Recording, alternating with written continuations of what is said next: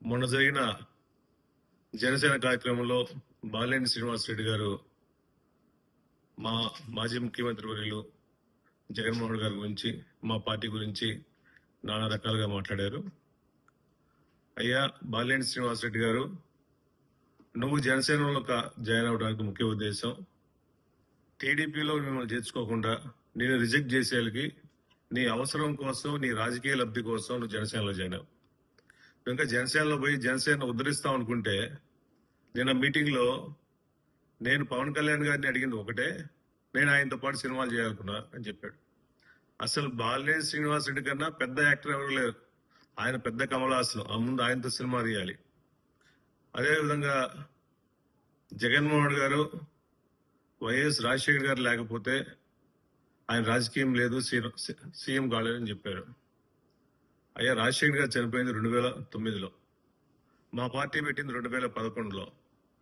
ఇన్ని సంవత్సరాలు జనాలతో కలిసి కార్యకర్తలకు అండగా ఉండి పార్టీ స్థాపించి వైఎస్ జగన్మోహన్ గారి రెక్కల కష్టాలతో, ప్రజల సపోర్ట్తో, కార్యకర్తల సపోర్ట్తో, రాజశేఖర్ ఆశీస్సులతో జగన్మోహన్ గారు 2019లో సీఎం అయ్యాడు. మళ్ళా ఇప్పుడు చెబుతున్నాం ఆయన సీఎం కాలేడనే.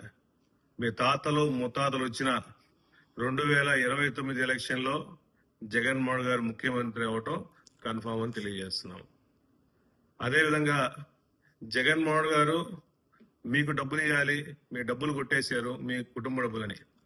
నువ్వు ప్రకాశం జిల్లాలో కార్యకర్తల దగ్గర నుంచి, నాయకుల దగ్గర నుంచి, పాత ఎమ్మెల్యేల దగ్గర నుంచి, ఇన్ఛార్జీల నుంచి నువ్వు దోచినట్టు ఎవడో దోషం చేయాల. ప్రకాశం జిల్లా బాలినేని శ్రీనివాసరెడ్డి అనే వ్యక్తి వైఎస్ఆర్ కాంగ్రెస్ పార్టీ నుంచి బయటకు పోయినప్పటి నుంచి వైఎస్ఆర్ కాంగ్రెస్ పార్టీ చాలా సంతోషంగా ఉంది, ప్రశాంతంగా ఉంది. మాకు ప్రకాశం జిల్లాలో పీడ విడిగిపోయింది. బాలినేని శ్రీనివాసరెడ్డి అనే వ్యక్తి వేరే పార్టీకి పోతే మా పార్టీ బాగుందని చెప్పి అందరు కార్యకర్తలు అనుకుంటున్నారు. అదేవిధంగా అవసరమైతే జెడ్పీ చైర్పర్సన్ దించేస్తాము అని చెప్పి తెలియజేస్తున్నాం.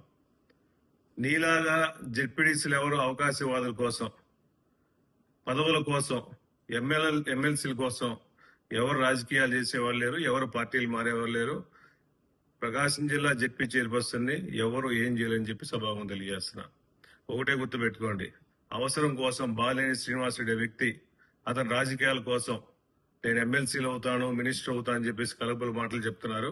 అయ్యా పవన్ కళ్యాణ్ గారు గుర్తుపెట్టుకోండి, బాలినేని శ్రీనివాసరెడ్డి అనే అవకాశవాది ఎవరూ లేరు. అతను ఏ పార్టీలో ఉంటే ఆ పార్టీ నాశనం అయితే తెలియజేసుకుంటూ, ప్రకాశం జిల్లాలో వైఎస్ఆర్ కాంగ్రెస్ పార్టీ జగన్మోహన్ గారి సపోర్ట్ తో బుచ్చపల్లి శ్రీప్రసాద్ అనే వ్యక్తి ప్రతి కార్యకర్తకు అండగా ఉండి పార్టీని పటిష్టం చేయడం కోసం కృషి చేస్తాడు.